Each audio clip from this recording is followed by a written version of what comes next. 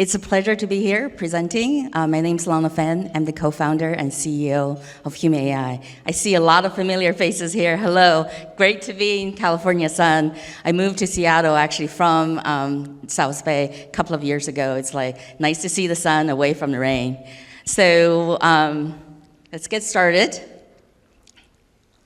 So really quick overview of Huma.AI. So we are a leader in leveraging generative AI for life sciences. So we started out as an NLP company several years ago and started working with OpenAI using some of their large language models starting May of last year. So that's in kind of generative AI terms, timeline, that was eons ago. So really kind of solve the hallucination problem and also being able to provide citation, so, which is really critical if you want to use large language models in healthcare and life sciences. So we actually deployed a validated generative AI platform to a number of pharma clients in Q4 of last year, just as OpenAI launched ChatGPT. So it's been a very wild ride for them. So, so customer traction, I'm going to dive deeper, a little more into this. You know, several global pharma and medical device companies and really kind of growing and as an independent validation. So we've been mentioned as a leading generative AI vendor by Gartner in 32 of their reports, particularly 26 of the hype cycles, including the one for like artificial intelligence, emerging technology, and the life sciences like commercial operations. So in the same breath as some of the big tech, really kind of give you an idea how does a thought leader like Gartner, who is kind of really established early position and thought in terms of how does generative AI apply to technology space and see kind of what we've built. Okay. So quickly, the reason for showing this customer traction is that a lot of the validation data actually came from our clients. And that's the first thing. And second thing, in addition to kind of our existing life science clients, and since launching the generative AI platform earlier this year, we have been quite a number of discussions with channel partners and could be technology enabled solution with tech companies. So there's a different kind of go-to-market strategy in addition to just a standard enterprise software sale. So I'm really, really proud of our diverse team. So it's very much the combination of life science domain expertise plus tech expertise, particularly on AI and product. So I myself as a serial entrepreneur was hired to build a pharma business at Generative and built that from $0 to $45 million and the company was acquired by Novartis for $500 million. My co-founder Greg Costello came from tech, started his career at Apple, was a team leader that built a core engine for Firefox. And we have, in a small team, we have 4 to 5 PhDs coming from CMU, really kind of working on those. How do we leverage the large language models and make it more accurate and transparent? So the problem statement, right? Why do we do this? Life sciences, pharma, and medtech and life science companies, they have a lot of data. Right, similar with healthcare, but they can't get insights out of the data. So that is a huge reason why it takes 10 years and $2.6 billion to bring new medicines to market. And why is that? The key point is that 80% of that data is unstructured. They're all documents and even free text fields in tables. So, and then on top of that, of course, you have the large and complex data sets, and also they're all trapped in silos. So the status quo is that you have these experts, be it internal experts or they hire agencies to manually curate this data.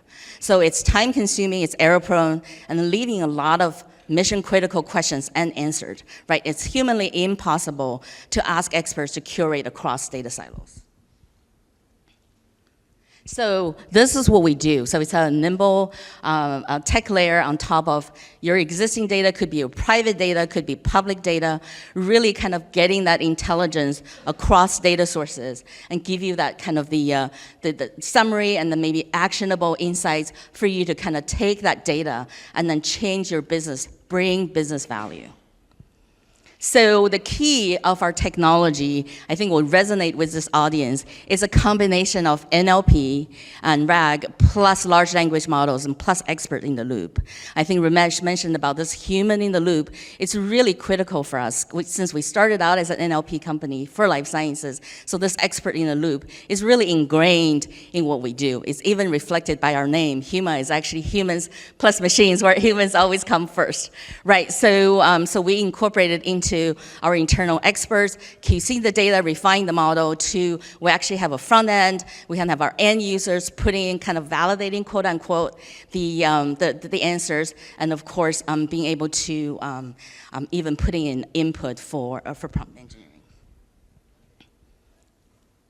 So differentiation, right? This topic came up from the panel discussion. So how are we different? Particularly, how are we different from sort of the GPT models or the other language models out there? So we primarily use GPT-4, just to be transparent. And then I mentioned that we solve the hallucination problem. It's very much this sum of all pieces, be able to give you that accuracy. So I'm not just claiming that, right? This is the sort of the independent validation. We actually have a peer review manuscript that is coming out in the next couple of months. So being able to get that high accuracy and more importantly, getting the citation. So I'm 2 minutes, I'm gonna fly through this rest of the slides. So the platform is defensible and unique in that it's all through configuration. So we can swap in a different model from Google or from open source just through configuration. We develop new use cases through configuration. And also it's a pipeline approach, so the answers are fast. And it scales because our system, we don't have token limit. And more importantly, it's a chat interface about this democratization of data science.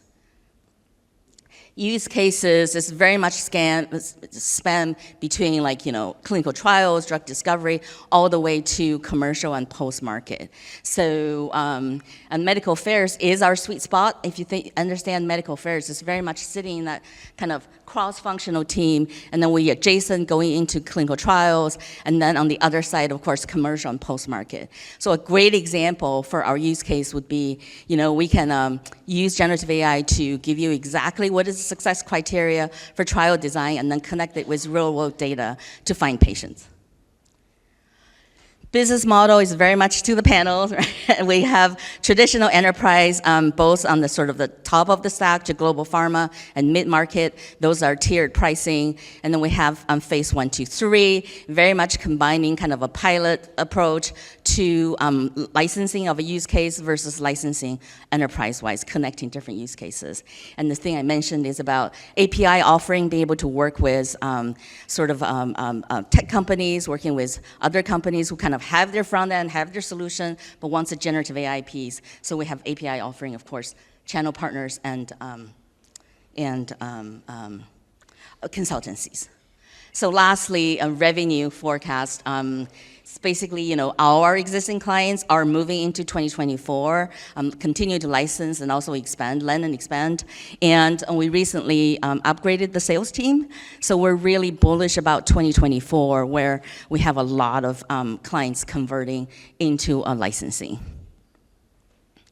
Lastly, I don't expect you to read this slide at all.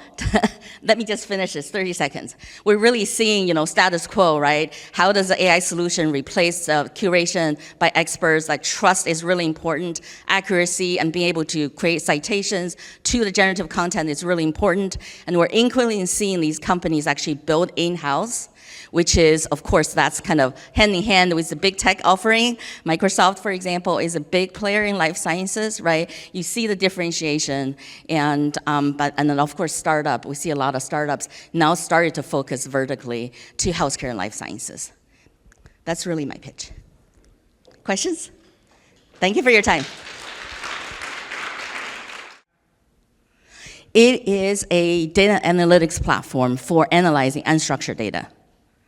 So the front end is chat, right? Ask a question, get answer. But really the core is being able to, like literature review, for example, right? You have 36 million articles in PubMed and another 10 million in PubMed Central, the full-length articles, right? If I have a research question, what is the efficacy of DAPA in heart failure, right? It's a American Heart Association. So basically the platform can automatically, going through that massive amount of data from different data sources, resurface the relevant publications and be able to give you key takeaways and summarizations. You can actually even grade the publications to see kind of evidence gap and what have you. Yeah, it's a great use case for generative AI. This is such a great question, right? There's plus and minuses. The plus is that a lot of our clients actually already bought in. It's like, we need to get into generative AI. We see the value of automating some of these manual curation, right? But the downside is that a lot of other companies, our competitors, claiming to do the same thing. So definitely, I think there's a lot of noise on the market. But then, we have a product, we have a demonstration of how the system works. So that's really the key differentiator. We can show them during sales calls. Is that what your question?